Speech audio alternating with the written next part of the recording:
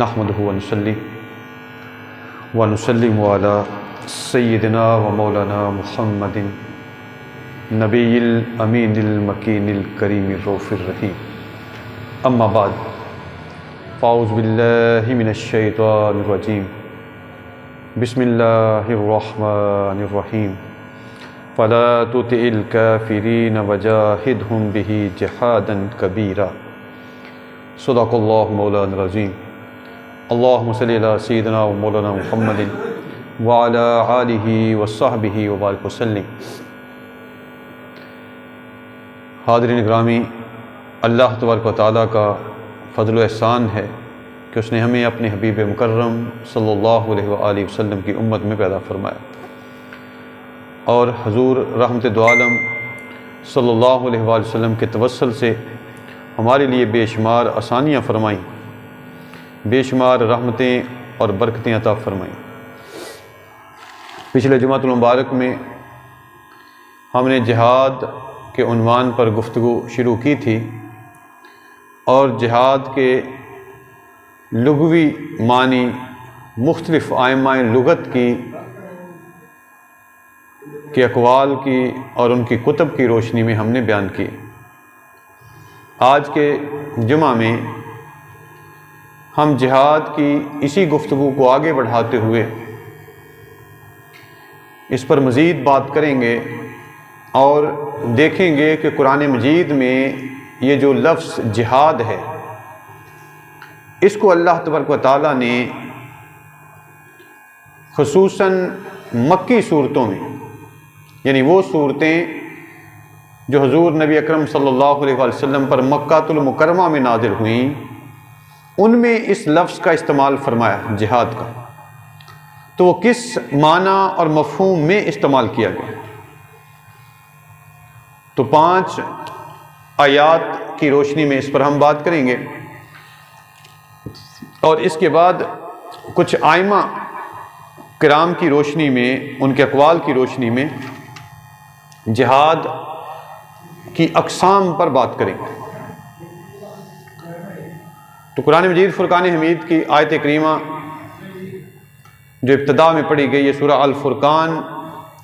کی آیت نمبر 52 ہے۔ اللہ تبارک و تعالیٰ نے فرمایا فَلَا تُطِعِ الْكَافِرِينَ وَجَاهِدْهُمْ بِهِ جِهَادًا كَبِيرًا، پس اے مرد مومن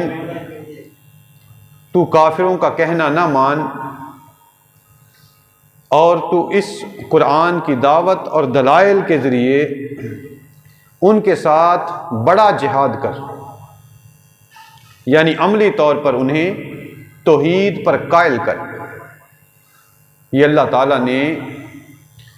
حضور نبی اکرم صلی اللہ علیہ وسلم کے تصدق سے ہر مرد مومن کو، ایمان والے کو حکم دیا۔ اب اس آیت کریمہ میں چونکہ یہ مکی آیت ہے، مکہ المکرمہ میں نازل ہوئی اور حضور نبی اکرم صلی اللہ علیہ وسلم نے ہجرت سے قبل 13 سال مکہ میں گزارے، 13 برس کی زندگی، یعنی دور نبوی کے 13 سال مکہ میں گزرے۔ تو مکہ میں جب یہ آیت نازل ہوئی تو اس سے مراد ہم جنگ یا جدل یا حرب یا لڑائی یا قتال نہیں لے سکتے، اس سے مراد وہی بنتا ہے جو اللہ تبارک و تعالیٰ کا مقصود ہے کہ دلائل براہین کے ذریعے، حکمت اور معظمت کے ذریعے، گفتگو کے ذریعے اللہ تبارک و تعالیٰ کی توحید کا نظریہ پیش کیا جائے اور منوایا جائے، کافروں کے سامنے دلائل رکھے جائیں اور ان دلائل کی روشنی میں اللہ کی توحید کا عقیدہ منوایا جائے۔ اب اس میں دوسری بات جو بڑی اہم ہے، اللہ تبارک و تعالیٰ نے وَجَاهِدْهُمْ بِهِ جِهَادًا كَبِيرًا فرمایا، صرف جہاد نہیں فرمایا بلکہ جہادًا کبیرہ، بڑا جہاد۔ اور اسی بات کو جو جہاد بالنفس ہے یا جہاد بالمال ہے یا جہاد کی وہ قسمیں ہیں جس میں علم ہے، عمل ہے، جد و جہد ہے اور خیر اور بلائی کے لیے کاوشیں ہیں، ان کو جہاد اکبر کہا جاتا ہے۔ تو اللہ تعالیٰ نے جہادن کبیرہ فرمایا، بڑا جہاد۔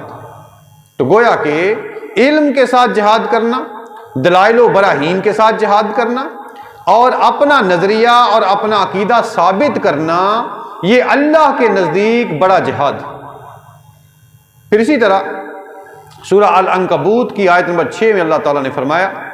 وَمَنْ جَاهَدَ فَإِنَّمَا يُجَاهِدُ لِنَفْسِهِ، اور جو شخص راہ حق میں جد و جہد کرتا ہے وہ اپنے ہی نفع کے لیے تگ و دو کرتا ہے۔ ان اللہ لغنی عن العالمین، بے شک اللہ تعالیٰ تمام جہانوں سے بے نیاز۔ یہ آیت نمبر 6 ہے سورہ العنکبوت کی۔ یہاں پر بھی اللہ تعالیٰ نے جہاد سے مراد اخلاقی اور روحانی ترقی لیا ہے، یعنی اخلاقی اور روحانی ترقی میں جو جد و جہد کی جاتی ہے اسے اللہ تبارک و تعالیٰ نے جہاد سے تعبیر فرمایا، جہاد سے موسوم فرمایا، یعنی اس کے لیے جہاد کا لفظ استعمال فرمایا۔ اور ان کے لیے اللہ تبارک و تعالیٰ نے یہ بات واضح فرما دی کہ جو اپنی اصلاح کرتا ہے، اپنے نفس کے خلاف جہاد کرتا ہے، اپنی بری خصلتوں کے خلاف جہاد کرتا ہے، اور اپنے لیے نیکی پر کمر بستہ ہو جاتا ہے، اچھے کاموں کے لیے جد و جہد کرتا ہے، پس اس کی یہ جد و جہد، اس کا یہ جہاد اس کے اپنی ذات کے لیے نفع رساں ہے، فائدہ پہنچانے والا ہے۔ تو اس سے بھی یہ بات ثابت ہوتی ہے کہ اپنے لیے انسان اپنی بہتری اور بھلائی کے لیے، خیر کے لیے اور شر سے بچنے کے لیے جو جد و جہد اختیار کرتا ہے اسے قرآن نے جہاد کا عنوان دیا، جہاد سے موسوم فرمایا۔ پھر سورہ العنکبوت کی آیت نمبر 8 میں اللہ تعالیٰ نے فرمایا وَإِن جَاهَدَاكَ لِتُشْرِكَ بِي مَا لَيْسَ لَكَ بِهِ عِلْمٌ فَلَا تُطِعْهُمَا، یعنی اولاد کو والدین کے حقوق سکھائے جا رہے ہیں، اور انہی حقوق کے ضمن میں اللہ تبارک و تعالیٰ نظریہ توحید سکھا رہا، عقیدہ توحید سکھا رہا کہ والدین کی خدمت کرنا یہ اولاد کی ذمہ داری ہے، فرض ہے، ان کا کہنا ماننا اولاد کا فرض ہے، ان کے حکم کو بجا لانا اولاد کا فرض ہے۔ لیکن اگر وہ تمہیں، اللہ فرماتا ہے، اگر وہ تجھ پر کوشش کریں کہ تو میرے ساتھ اس چیز کو شریک ٹھہرائے جس کا تجھے علم نہیں، تو ان کی اطاعت مت کر۔ یعنی اس ضمن میں اللہ تبارک و تعالیٰ کا واضح حکم ہے کہ اللہ کے ساتھ شریک ٹھہرانے کے لیے اگر والدین بھی زور دیں اور والدین بھی حکم دیں اور مجبور کریں تو والدین کا کہنا نہیں ماننا چاہیے، اور اللہ کے ساتھ کسی کو شریک نہیں ٹھہرانا چاہیے، اس لیے کہ اللہ کا حق افضل ہے، اللہ کا حق برتر ہے، اور وہ اللہ کا حق پہلے بنتا ہے۔ تو اس آیت کریمہ میں بھی اللہ تبارک و تعالیٰ نے جاہدہ کا لفظ استعمال فرمایا وَإِن جَاهَدَاكَ، اگر وہ کوشش کرتے ہیں، تو اس سے بھی یہ بات واضح ہو جاتی ہے کہ یہ جو جہاد کا لفظ ہے یہ کوشش سے، یہ جد و جہد سے ہے، یہ اپنی استطاعت اور ہمت کو بروئے کار لانے سے۔ پھر اسی طرح سورہ العنکبوت کی آیت نمبر 69 میں اللہ تعالیٰ نے فرمایا وَالَّذِينَ جَاهَدُوا فِينَا لَنَهْدِيَنَّهُمْ سُبُلَنَا وَإِنَّ اللَّهَ لَمَعَ الْمُحْسِنِينَ، اور جو لوگ ہمارے حق میں مجاہدہ کرتے ہیں یعنی جہاد کرتے ہیں تو یقیناً ہم انہیں اپنی راہیں دکھا دیتے ہیں، اور بے شک اللہ تعالیٰ صاحبان احسان کو اپنی معیت سے نوازتا ہے، یعنی انہیں اللہ تعالیٰ کا خصوصی ساتھ، خصوصی سنگت عطا ہو جاتی، اللہ کی معیت، اللہ کی تائید حاصل ہو جاتی۔ تو اس آیت کریمہ میں اللہ تبارک و تعالیٰ نے والذین جاہدوا فینا فرمایا، جاہدوا جنہوں نے جد و جہد کی، جنہوں نے جہاد کیا، اور جہاد سے مراد کوشش ہے، جہاد سے مراد جد و جہد ہے۔ اور ان کے لیے خوشخبری ہے کہ اللہ تبارک و تعالیٰ ان پر اپنی راہیں کھول دیتا ہے، جو اس کی طرف متوجہ ہوتا ہے اللہ تعالیٰ اس کے لیے اپنی قربت کے راستے آسان فرما دیتا ہے۔ لیکن اگر ہم اس کی طرف توجہ ہی نہ کریں اور ہمت اور کوشش ہی نہ کریں اور دنیا داری میں لگے رہیں تو پھر ظاہر ہے ہم نے دنیا کا ہی ہو کے رہ جانا ہے۔ اس لیے اللہ تبارک و تعالیٰ کا یہ پیغام واضح ہے کہ جو ہماری راہ میں کوشش کرتا ہے، ہماری طرف متوجہ ہوتا ہے اور جد و جہد کرتا ہے، ہماری راہ تلاش کرتا ہے، لَنَهْدِيَنَّهُمْ سُبُلَنَا، اس پر ہم اپنی راہیں کھول دیتے ہیں۔ اور پھر دوسری خوشخبری اللہ تعالیٰ نے یہ سنائی، وَإِنَّ اللَّهَ لَمَعَ الْمُحْسِنِينَ، بے شک اللہ تعالیٰ احسان شعار لوگوں سے محبت فرماتا ہے، انہیں پسند فرماتا ہے، جو احسان کرنے والے صاحبان احسان ہیں، محسنین،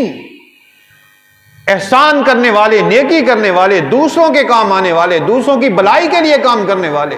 دوسروں کو فائدہ اور نفع پہنچانے والے، اللہ تبارک و تعالیٰ نے انہیں محسنین فرمایا، اور ان محسنین سے اللہ تبارک و تعالیٰ نے محبت اور اپنی پسندیدگی کا اعلان فرمایا۔ اللہ انہیں پسند فرماتا اور اللہ تعالیٰ انہیں اپنی معیت عطا فرماتا ہے۔ پھر اسی طرح یہ آیت نمبر 5 ہے اس عنوان کے حوالے سے، اور یہ سورہ لقمان کی آیت نمبر 15 ہے۔ گفتگو کے اعتبار سے یہ 5ویں آیت ہے کہ اللہ تعالیٰ نے حضرت لقمان علیہ السلام کا ذکر کیا، اور حضرت لقمان علیہ السلام کی اللہ تعالیٰ نے قرآن مجید میں تعریف فرمائی، ان کی دانش مندی، ان کی حکمت اور ان کے علم کی اللہ تعالیٰ نے تعریف فرمائی، اور جو انہوں نے اپنے بیٹے کو نصیحتیں فرمائیں، ان نصیحتوں کو اللہ تبارک و تعالیٰ نے قرآن میں بیان فرمایا۔ بس اسی ضمن میں اللہ تبارک و تعالیٰ نے آیت نمبر 15 میں فرمایا، وَإِن جَاهَدَاكَ عَلَىٰ أَن تُشْرِكَ بِي مَا لَيْسَ لَكَ بِهِ عِلْمٌ فَلَا تُطِعْهُمَا، اور اگر وہ دونوں تجھ پر اس بات کی کوشش کریں، اور وہ دونوں سے مراد والدین، والد اور والدہ، کیونکہ بسا اوقات زندگی میں ایسے معاملات ہوتے ہیں کہ انسان شش و پنج کا شکار ہو جاتا ہے، کنفیوژن ہوتی ہے، بندہ سوچتا ہے اب میں کیا کروں، اگر میں غلط کام کرتا ہوں تو وقتی طور پر مجھے فائدہ ہوتا ہے، تو بعض اوقات انسان کے والدین، کبھی کبھار انسان کی بیوی اور اس کے بچے بھی یہ مشورہ دیتے ہیں کہ چلو کوئی بات نہیں، وقتی طور پر فائدہ ہوتا ہے، بس فائدہ اٹھا لیں، اپنے فائدے کے لیے کام کر جائیں۔ لیکن یاد رکھ لیں، اگر کسی معاملے میں، کسی ضمن میں اللہ تعالیٰ کا حکم ہے تو ہم پر یہ فرض ہے کہ ہم اللہ کا حکم مانیں بحیثیت مسلمان۔ نیکی اور بلائی کے کاموں میں ہم اپنے والدین کی اطاعت کریں، یہ ہمارا فرض بنتا ہے، لیکن اگر برائی کا حکم دیتے ہیں ہمارے والدین، اللہ کے ساتھ شریک ٹھہرانے کا حکم دیتے ہیں، تو پھر ہمارا یہ فرض بنتا ہے کہ ہم ان کا کہنا نہ مانیں، انکار کر دیں۔ تو اسی بات کو اللہ تبارک و تعالیٰ نے فرمایا، وَإِن جَاهَدَاكَ عَلَىٰ أَن تُشْرِكَ بِي مَا لَيْسَ لَكَ بِهِ عِلْمٌ فَلَا تُطِعْهُمَا، بس اگر وہ دونوں تجھ پر اس بات کی کوشش کریں کہ تو کوشش کریں کہ تیرا ضمیر بدلنے کی کاوش کریں، ذہن بدلنے کی کاوش کریں، اور کوشش کریں کہ تو اس چیز کو میرے ساتھ شریک ٹھہرائے جس چیز کا تجھے علم نہیں، جس کے بارے میں تجھے علم نہیں، تو پس ان کا کہنا نہ مان، فلا تطیعہما، ان کی اطاعت مت کر، ان کی فرما برداری اس معاملے میں مت کر۔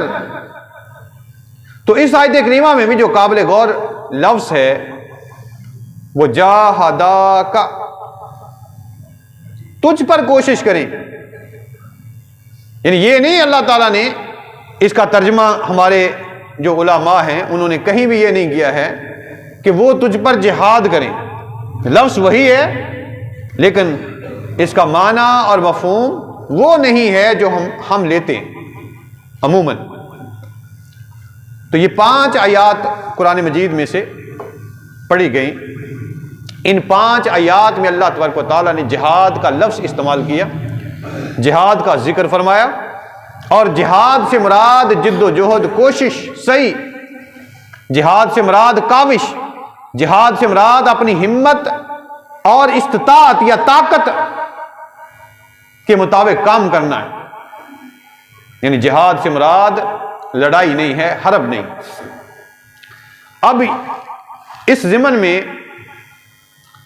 یہ سوال بڑا اہم ہے کہ جہاد جو ہے وہ کس سن ہجری میں اس کی اجازت دی گئی، اور جہاد سے مراد قتال، لڑائی کی، جنگ کی، کس سن ہجری میں اجازت دی گئی.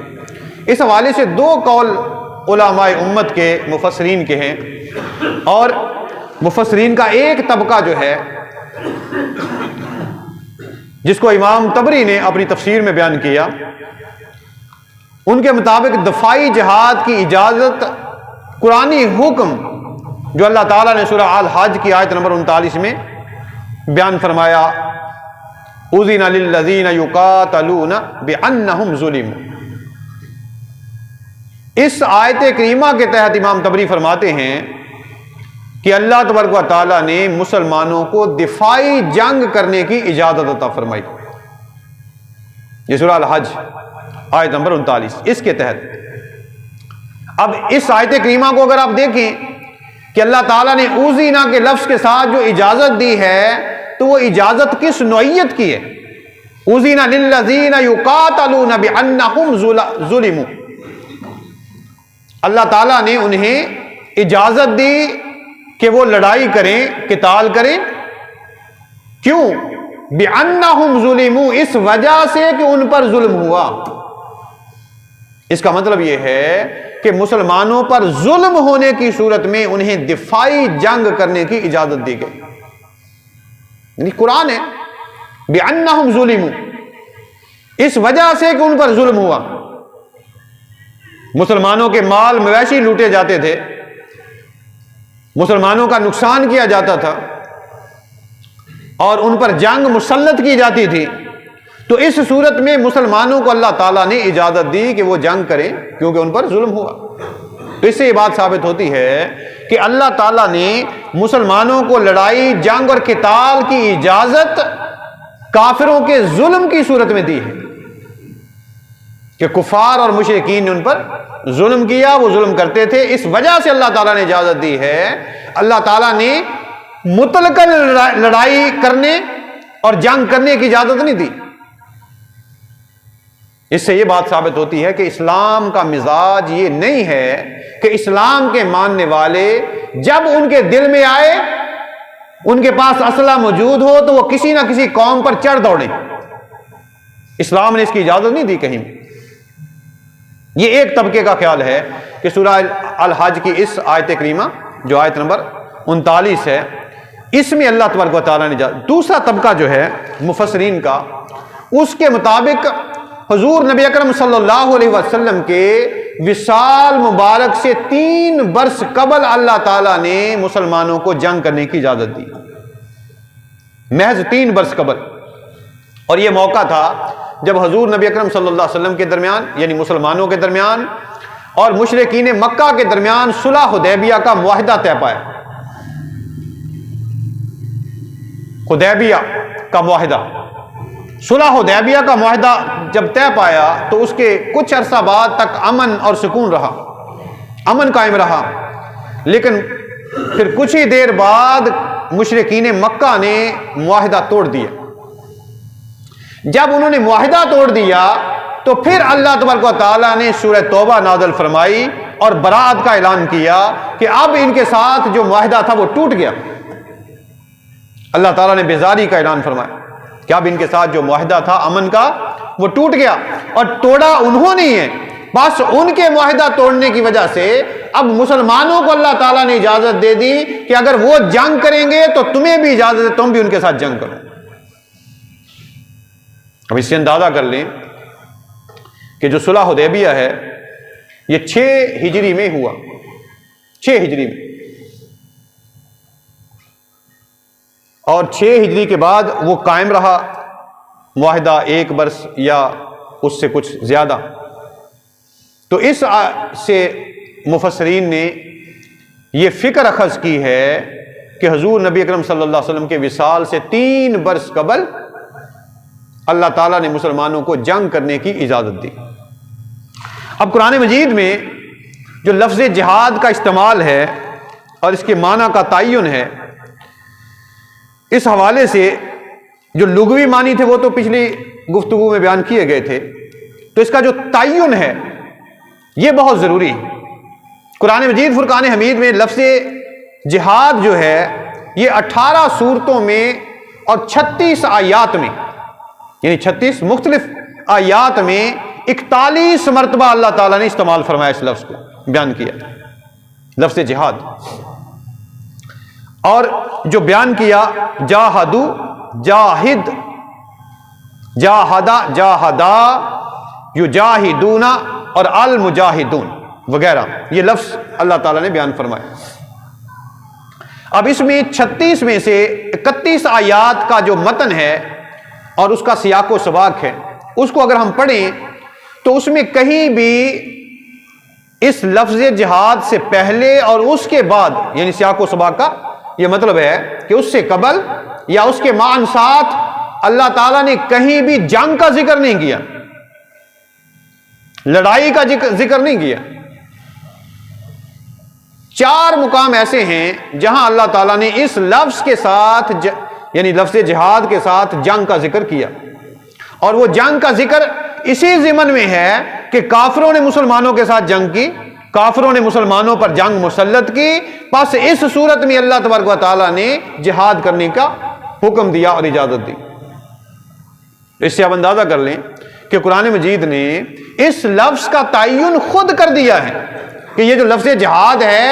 اس کا مطلب یہ نہیں ہے کہ لڑائی یا جنگ، اس کا مطلب جد و جہد اور کوشش ہے۔ یہی وجہ ہے کہ پھر جہاد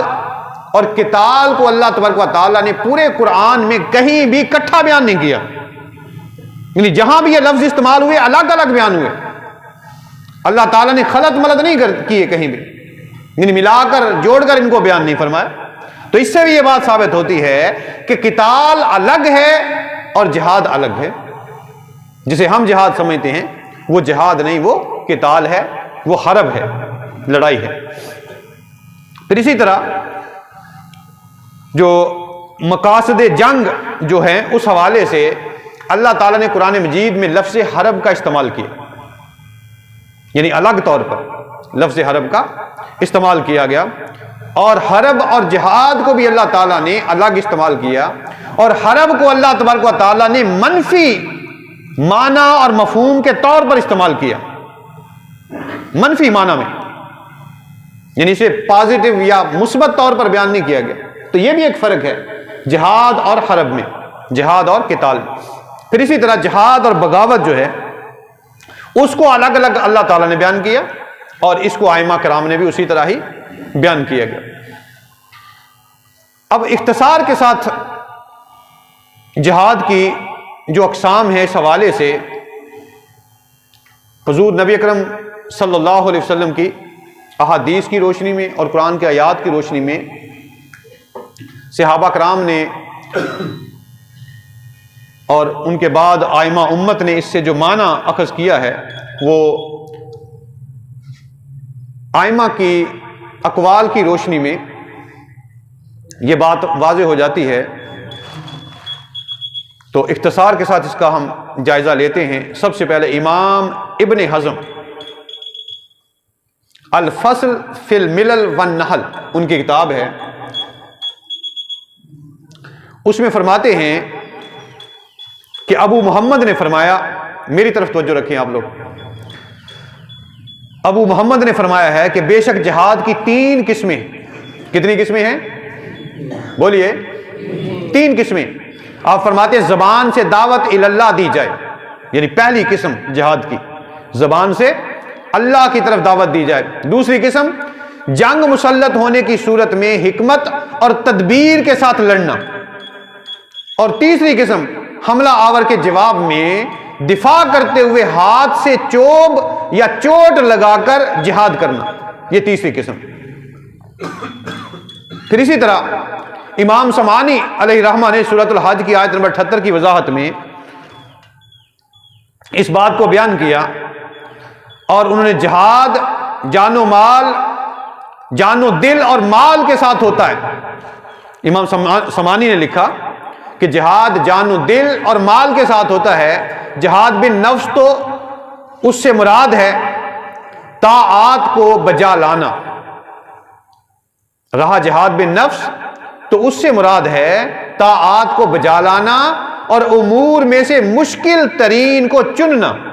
یہ جہاد بن نفس ہے۔ رہا جہاد بالقلب تو اس سے مراد ہے فاسد و مضر، یعنی تکلیف دہ، نقصان پہنچانے والے خیالات کو قلب و ذہن سے نکال پھینکا جائے۔ اور رہ گیا جہاد بالمال تو اس سے مراد ہے دوسرے لوگوں پر خرچ کیا جائے اور اثار و قربانی کا مظاہرہ کیا جائے، یہ علامہ سمعانی فرماتے ہیں۔ پھر اسی طرح علامہ ابن جوزی فرماتے ہیں وَجَاهِدُوا بِأَمْوَالِكُمْ وَأَنفُسِكُمْ، اس آیت کریمہ کی تفسیر بیان کرتے ہوئے اس کے تحت لکھتے ہیں کہ قاضی ابو یعلا فرماتے ہیں اللہ تعالیٰ نے جہاد بالمال اور جہاد بالنفس کو تمام مسلمانوں پر لازمی قرار دیا ہے، لہذا جس کے پاس مال ہو اور وہ بیمار، لاچار، کمزور، یعنی مجبور ہو، کمزور ہو، اور قتال کی صلاحیت سے عاری ہو، یعنی جنگ میں شرکت نہ کر سکتا ہو، تو اسے چاہیے کہ وہ اپنے مال سے جہاد کرے، یعنی اللہ کی مخلوق پر مال خرچ کرے، یا جہاد کی غرض سے جو مجاہدین ہیں ان پر اپنا مال خرچ کرے، یعنی وہ مال کے ذریعے جہاد کرے۔ اور اگر اس کے پاس مال اور طاقت دونوں ہوں تو اس پر جہاد بالنفس اور جہاد بالمال دونوں ہی لازم ہیں، لیکن جو شخص مفلس اور عاجز ہو تو اس پر اللہ اور اس کے رسول کی طرف سے خیر خواہی کا جہاد لازم ہے، یعنی وہ خیر خواہی کرے، لوگوں کے ساتھ فائدہ، لوگوں کو نفع پہنچائے، لوگوں کے ساتھ اچھا سلوک کرے، یہ اس کا جہاد ہے۔ تو اس سے اندازہ کر لیں کہ علماء امت نے جہاد کو مطلقاً لڑائی مراد نہیں لیا ہے۔ علامہ ابن تیمیہ کا سنیں، علامہ ابن تیمیہ نے لکھا ہے کہ جہاد یا تو دل کے ذریعے کیا جاتا ہے، جیسے جہاد کا عزم یا اسلام اور اس کے احکامات کی طرف دعوت کے ذریعے، یا غلط کاروں پر حجت قائم کر کے، یعنی دلیل کے ساتھ۔ دیکھیے پہلی بات انہوں نے کہا جہاد یا تو دل کے ساتھ کیا جاتا ہے جیسے جہاد کا عزم، یا پھر اسلام اور اس کے احکامات کی طرف دعوت کے ذریعے غلط کاروں پر حجت کا، جو اسلام کا انکار کرتے ہیں ان پر دلائل کے ساتھ حجت قائم کر کے جہاد کیا جاتا ہے، یعنی یہ بھی جہاد ہے، زبان کے ساتھ جہاد کرنا، قلم کے ساتھ جہاد کرنا، لوگوں کو اسلام کی دعوت دینا۔ اور پھر وہ فرماتے ہیں یا مسلمانوں کے لیے نفع کے کام کی فکر اور تدبیر کے ذریعے جہاد کیا جاتا ہے، یعنی یہ جہاد کی ایک قسم ہے۔ اور فرماتے ہیں کہ یا نفس قتال ہی کے ذریعے، یعنی میدان جنگ میں مشرکین یا کافروں کے ساتھ لڑائی کر کے، قتال کر کے، یہ بھی جہاد ہے۔ پس جو ذریعہ بھی ممکن ہو اس کے ذریعے جہاد واجب ہے،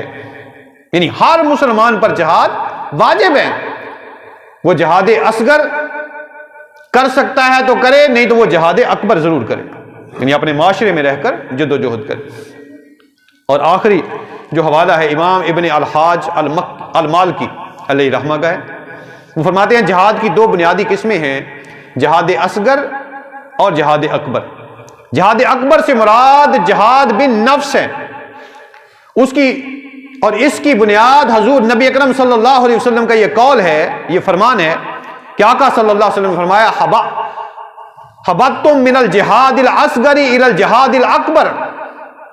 یعنی نبی اکرم صلی اللہ علیہ وسلم جہاد سے واپس آ رہے تھے، لڑائی سے، جنگ سے، غزوہ سے، تو واپس آتے ہوئے آقا صلی اللہ علیہ وسلم نے اپنے صحابہ سے فرمایا کہ تم جہاد اکبر سے جہاد اکبر کی طرف آئے ہو، یعنی وہ لڑائی جو تھی وہ چھوٹا جہاد تھا، اور یہاں اپنے معاشرے میں رہ کر جو اپنے نفس کے ساتھ جہاد کرنا ہے، اپنے مال سے جہاد کرنا ہے، اور اپنی معاشرتی اور سماجی اقدار کی بحالی کے لیے جہاد کرنا ہے، دین کی دعوت کا کام کرنا ہے، یہ جہاد جہاد اکبر ہے۔ اور فرماتے ہیں کہ اس سے مراد حضور نبی اکرم صلی اللہ علیہ وسلم نے جہاد اکبر کو لیا، اور امام ابن الحاج المالکی فرماتے ہیں اور جہاد اصغر سے مراد اہل کفر و عناد کے ساتھ جہاد ہے۔ اب اس سے اندازہ کر لیں، ہمارے ہاں صورتحال یہ ہے کہ ہم قرآن و سنت کو اولاً تو یہاں بیان نہیں کیا جاتا، کیونکہ دین بھی پیشہ ور لوگوں کے ہاتھ آ گیا۔ اگر مولوی صاحب تقریر اچھی نہیں کریں گے، اور اچھی سے مراد وہ جو لوگوں کو پسند آئے، جس پر لوگ واہ واہ کہیں، ماشاءاللہ کہیں اور پیسے دیں، تو ان کو پیسے کوئی نہیں دیتا۔ یہی معاملہ ہے نا، اگر تقریر لوگوں کے مزاج کے مطابق نہیں ہوگی، لوگ پیسے نہیں دیں گے۔ تو لہٰذا دین کو ہم نے پیشہ بنا لیا، دین کی دعوت کو ہم نے پیشہ بنا لیا ہے، اور جب پیشہ ور لوگ دین کی بات سنائیں گے تو وہ وہی بات سنائیں گے جو لوگوں کے مزاج پر پوری اترتی ہے۔ وہ دین کے بنیادی نظریات لوگوں کو نہیں سکھائیں گے، جو بنیادی تعلیمات قرآن و سنت کی ہیں وہ نہیں سکھائیں گے، اس لیے کہ جو بنیادی نظریات ہیں اس سے دین نکھر کر سامنے آ جاتا، واضح ہو جاتا ہے، لوگوں کے شکوک و شبہات دور ہوتے ہیں، اور لوگوں کو معلوم ہو جاتا ہے کہ یہ اصل دین تو یہ ہے۔ اور جب ان کو معلوم ہو جاتا ہے تو پھر کوئی ان کو مس گائیڈ نہیں کر سکتا، پھر ان کو کوئی بلیک میل نہیں کر سکتا، پھر ان کے جذبات کے ساتھ کوئی نہیں کھیل سکتا۔ ظاہر مشکل ہو جاتا ہے، ایک بندے کے پاس اگر نالج ہی نہیں ہے تو اسے مس گائیڈ کرنا آسان ہے۔ اگر کسی کے پاس نالج ہے، پڑھا لکھا ہے، تو اسے آپ کوئی بات سنائیں گے تو وہ کہے گا بھائی آپ کی مہربانی ڈرامے بازی نہ کریں میرے سامنے۔ افسوس یہ ہے کہ ہمارا دین الا ماشاءاللہ زیادہ تر انہی لوگوں کے ہاتھ آ گیا ہے، دین کی دعوت کا کام جو پیشہ ور لوگ ہیں، اور جن کا مقصد اس دین کی دعوت کے ذریعے پیسہ کمانا ہے۔ وہ خلوص کے ساتھ اللہ تبارک و تعالیٰ کی طرف سے فریضہ سمجھ کر اس کو ادا نہیں کرتے کہ اللہ کے دین کو ہم نے بطور دعوت کے ہم نے لوگوں کے سامنے رکھنا ہے۔ دین بک رہا ہے، اور بیچنے والے ہمارے ہی علماء ہیں، وہ بیچ رہے ہیں۔ اس وجہ سے آپ اکثر دیکھیں، ایک بنیادی بات میں آپ کو بتاتا ہوں، کسی بھی عالم دین کی تقریر کو سنتے ہوئے آپ یہ نوٹ کریں کہ اس نے قرآن کی کتنی آیتیں پڑھی ہیں، اس نے حضور نبی اکرم صلی اللہ علیہ وسلم کی کتنی احادیث آپ کو سنائی ہیں۔ بھی دین تو یہ ہے نا قرآن و سنت، دین قصے کہانیوں کا نام تو نہیں کہ کوئی بڑی لچھے دار اچھی بنی سنوری کوئی کہانی آپ کو سنائی جائے، آپ کے جذبات کو وقتی طور پر ابھارا جائے، جذبات آپ کے گرمائے جائیں اور اس پر نعرے لگیں، پیسے دیے جائیں اور جلسہ ختم۔ ہمارے ہاں تو افسوس کہ دین کا حال ہم نے یہ کر دیا، یہ تماشا بنا دیا ہم نے۔ جیسے ناچنے گانے والوں پر پیسے پھینکے جاتے ہیں، ایسے ہی ہمارے تقریریں کرنے والے علماء پر پیسے پھینکے جاتے ہیں، نعت خوانوں پر پیسے پھینکے جاتے ہیں، اور پھر ایک نعت خواں جو ہے وہ ایک ایک شعر کو 10 مرتبہ پڑھتا ہے جس پر پیسے آتے ہیں۔ دین تو ہمارا یہ بن گیا ہے، یعنی ہم نے کھیل تماشا بنا دیا دین کو، افسوس کے ساتھ۔ تو یہ ضرورت اس بات کی ہے کہ دین کی بنیادی تصورات لوگوں کے سامنے رکھے جائیں، تاکہ نوجوان نسل جو ہے ان کو آگاہی حاصل ہو کہ جہاد کیا ہے، قتال کیا ہے، حرب کیا ہے۔ یہ نظریات، یہ چیزیں الگ الگ ہیں ساری، ان کا معنی اور مفہوم الگ الگ ہے، ان کو گڑبڑ نہ کیا جائے، اور محض چھوٹی چھوٹی بات پر لوگوں کے جذبات کے ساتھ کھیلتے ہوئے ہم جہاد کا نام لے کر ان سے پیسے نکلوائیں، یا غریبوں کے بچے مروا دیں ہم بھیج کے سرحدوں پر۔ اس کی شرائط کیا ہیں، اس کے تقاضے کیا ہیں، اس کے لیے کون سی شرائط کا موجود ہونا ضروری ہے، یہ چیزیں اہم ہیں کہ لوگوں کے سامنے بیان کی جائیں۔ وقتی طور پر ممکن ہے کہ کسی کے ذہن میں یہ بات آئے بیٹھے ہوئے کہ یار یہ تو بڑی خشک باتیں ہیں، کیونکہ یہ عقیدے کی باتیں ہیں، نظریات ہیں، اسلام کے افکار ہیں، خشک باتیں ہیں، لیکن اصل تعلیمات پہنچانا مقصود ہوتا ہے، اور وہ پہنچانا چاہیے۔ اللہ تبارک و تعالیٰ سے دعا ہے اللہ تبارک و تعالیٰ ہمیں قرآن و سنت پر عمل کی توفیق عطا فرمائے۔ وما علیہ الا البلاغ۔